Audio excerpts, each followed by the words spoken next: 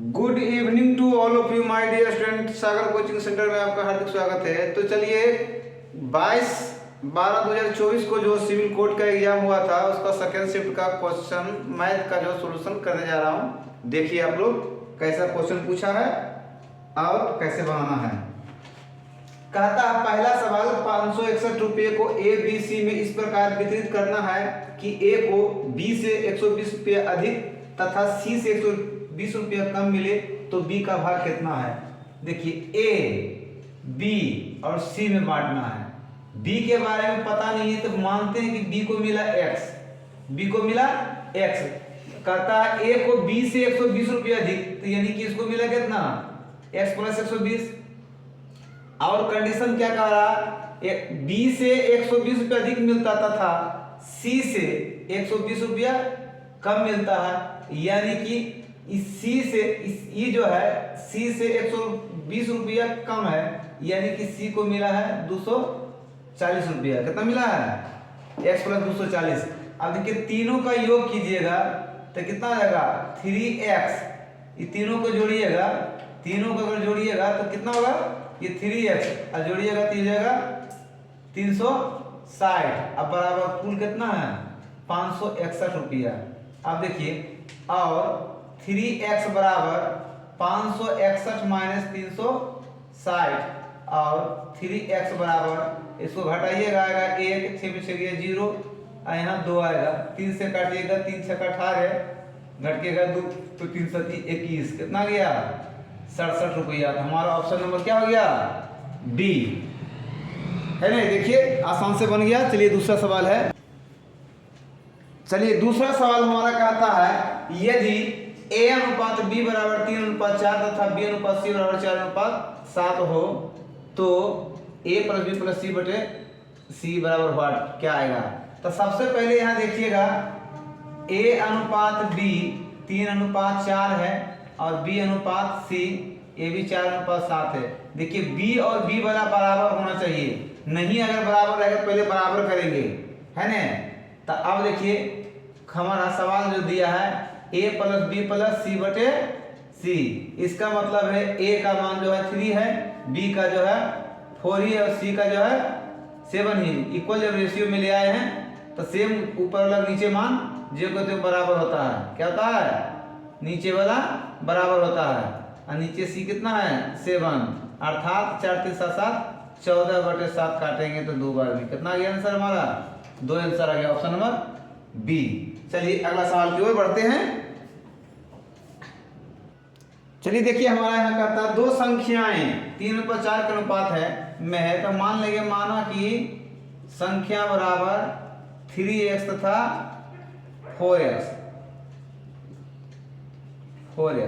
अब देखिए 3 और 4x का एचसीएफ कितना आ जाएगा। 3 और 4x का एचसीएफ 3 और 4 का तो क्या होता है 1 होता है, यानी कि x हो जाएगा। कितना हो जाएगा x हो जाएगा, अर्थात ये जो है 3 और 4 का एचसीएफ कितना हो जाएगा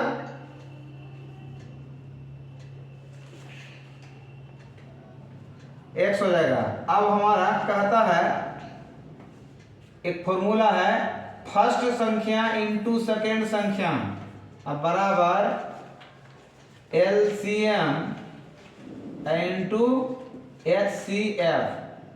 अब देखिए संख्या एक 3x है एक है 4x। कितना है 4x, LCM हमारा दिया हुआ है कितना 84, HCF है x है ना।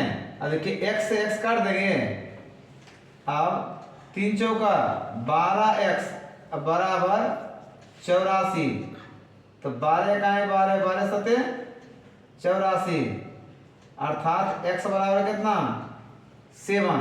x बराबर कितना हो गया 7। तो इसमें से बड़ी संख्या पूछ रहा है, बड़ी संख्या बराबर कितना 4x, अर्थात 4 इंटू 7 7 28 हमारा आंसर आ गया 28 ऑप्शन नंबर सी। तो इसमें ऑप्शन नहीं लिखे थे। चलिए ऑप्शन में था ए में 21 था, बी में 24 था, सी में 28 है और डी में 84 है। तो हमारा आ गया ऑप्शन नंबर सी। चलिए अगला क्वेश्चन की ओर बढ़ते हैं।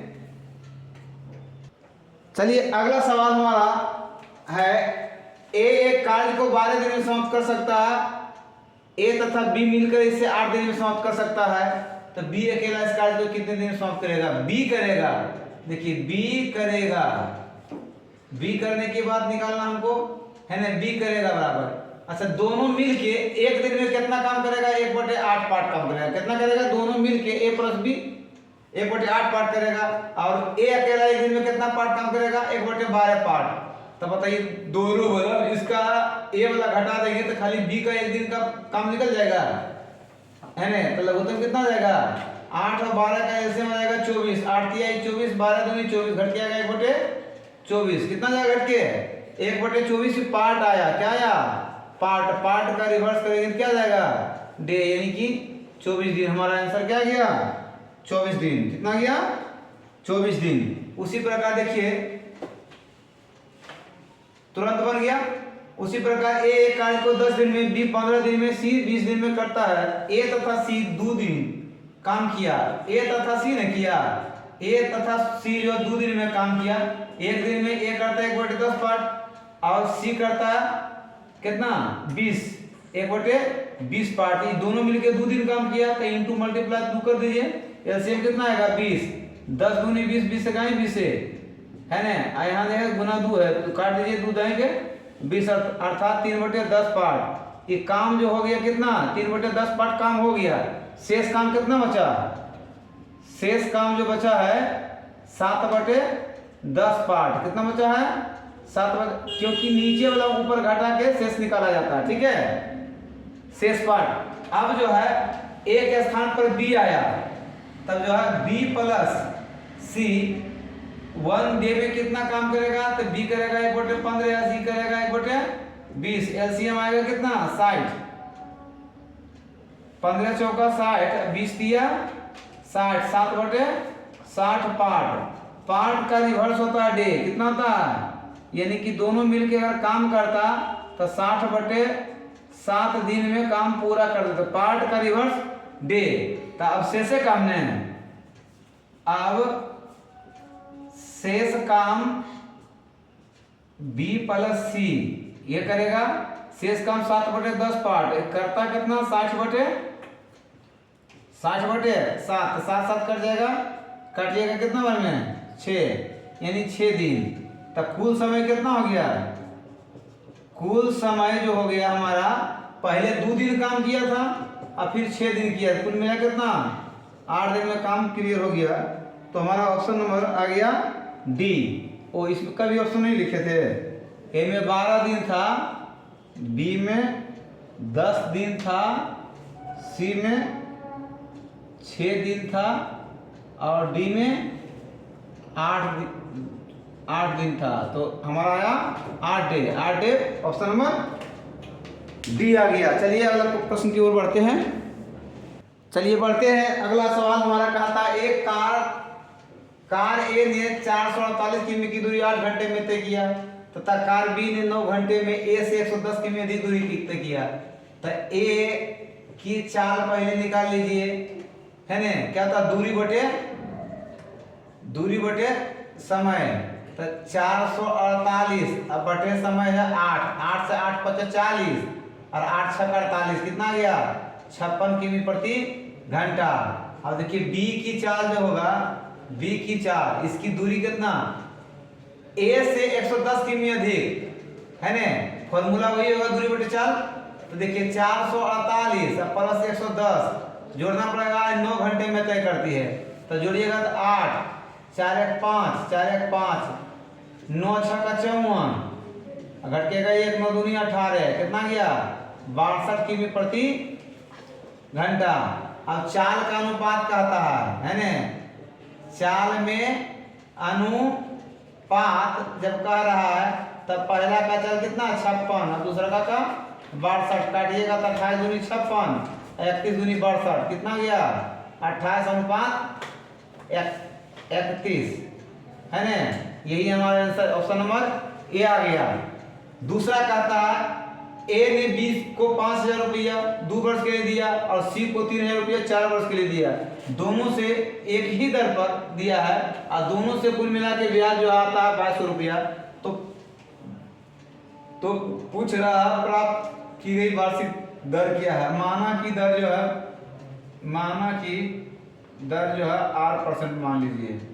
तो देखिए पहला से ब्याज मूलधन जो है 5,000 है, मूलधन गुना समय गुना दर होता है बटे 100 और प्लस दूसरा का के दिया है 3,000 रुपया 4 वर्ष के लिए, दर तो एक ही दिया है बटे में 100 और कुल राशि आता कितना है कुल ब्याज के रूप में। देखिए 2 0 2 0 काट देंगे, यहाँ से भी 2 0 2 0 काट दिए तो कितना गया ये 108, कितना गया 50 दूनी 108 प्लस 30 का 20 से 120 आर बराबर कितना 2200 और इससे जोड़िएगा कितना होगा 220 आर बराबर 2200। अब 1 0 1 0 काट दिए 22 से काट दीजिए कितना बार में एक बार में कितना गया आर बराबर 10%। हमारा आंसर कौन सा आ गया ऑप्शन नंबर डी आ गया। देखिए बिल्कुल आसान तरीका से निकालिए, सीधा फॉर्मूला लगा दिए हैं। चलिए अगला सवाल हमारा कहता है एक निश्चित प्रतिशत ब्याज दर पर 3 वर्षों में एक राशि इतना हो जाती है और 6 वर्ष में इतना हो जाती है ना 12,042 रुपया हो जाती है। तो जब ब्याज वार्षिक रूप से संयोजित होता है इसका मतलब कि वर्ष में जो है ब्याज मूलधन में जुड़ जाता है, यानी कि चक्रवृद्धि ब्याज पर आ रहा है ना, तब इसका सीधा निकालिए है ना। तो मूल राशि बराबर है ना, मूल राशि बराबर सीधा होगा यहाँ इसका जो है मिश्रण A1 हो जाएगा, इसको A1 मान लीजिए, क्या मान लीजिएगा A1 और इसको जो है A2 मान लीजिए, ठीक है। तो यहाँ जो है A1 के स्क्वायर बटे A2, A1 कितना मान लिए थे 80 28 स्क्वायर मतलब 2 बार तो 80 28 अब बटे में जो है 12,442। अब काटिए इसको 3 चौका 12 0 3 का 3 चौका 12 3 दूनी 6 घड़के का 2 3 दूनी 6 घड़के 2 3 छक 18 3 7 21 और फिर 3 छक 18। अब देखिए हार करता है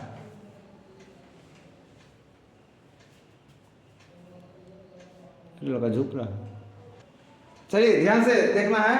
अब इससे देखिए 2 बार में कट जाता है क्या, मल्टीप्लाई कर दिए 6 दूनी 12 के 2 बकिया 7 14 5 बकिया 1 6 दूनी 12 3 बकिया 1 2 दूनी 4 1 5 53 52 कितना है 53 52 कौन सा आ गया ऑप्शन नंबर ए। एक व्यक्ति मोटरसाइकिल द्वारा निश्चित दूरी तय करता है, यदि 6 किमी प्रति घंटा धीरे चलता तो 8 मिनट अधिक लगता, परंतु वह 4 किमी प्रति घंटा तेज चलता तो उसे 4.5 मिनट कम लगता। तो दूरी तो मान लीजिए माना कि वास्तविक दूरी बराबर जो है s मान लीजिए, क्या मान लीजिएगा s। अब यहाँ कंडीशन दिया है कि 6 किमी प्रति घंटा धीरे चलता तो इसमें समय जो 8 मिनट ज्यादा लगता है ना, और कहता है 4 किमी प्रति घंटा तेज चलता तो 4 दूनी 8 1 9/2 मिनट धीरे कितना हो जाता।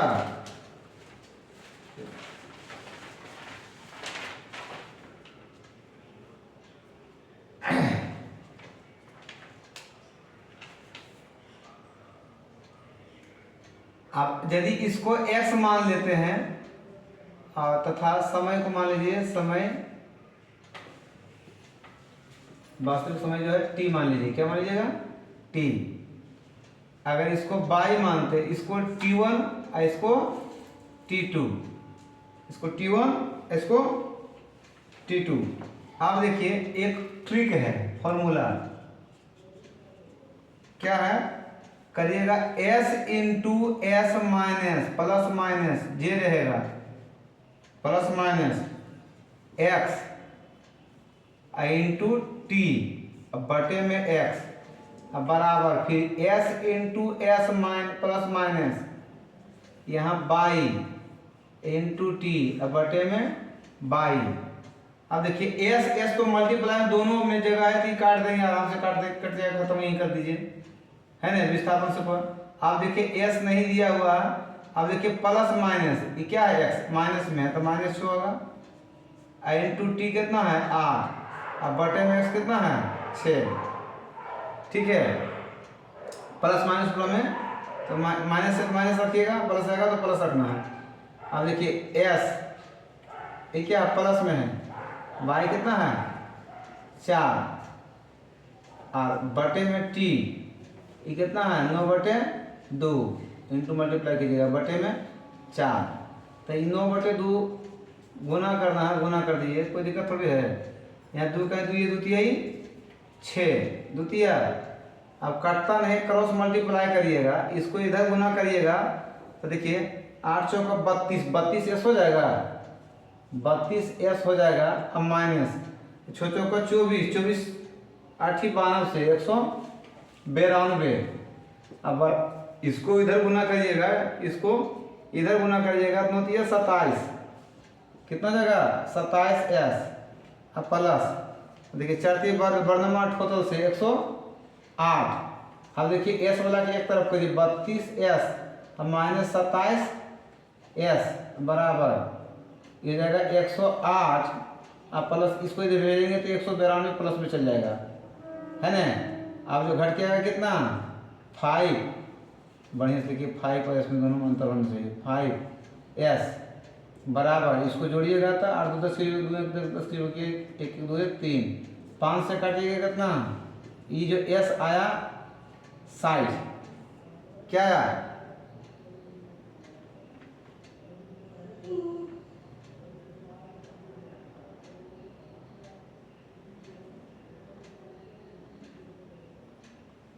वास्तविक चाल मान लीजिए, इसको चाल मान लीजिए, चाल दूरी मान लीजिए नहीं चाल मान लीजिए, वास्तविक चाल है ना। एस जो आ गया वास्तविक चाल 60 किमी प्रति घंटा।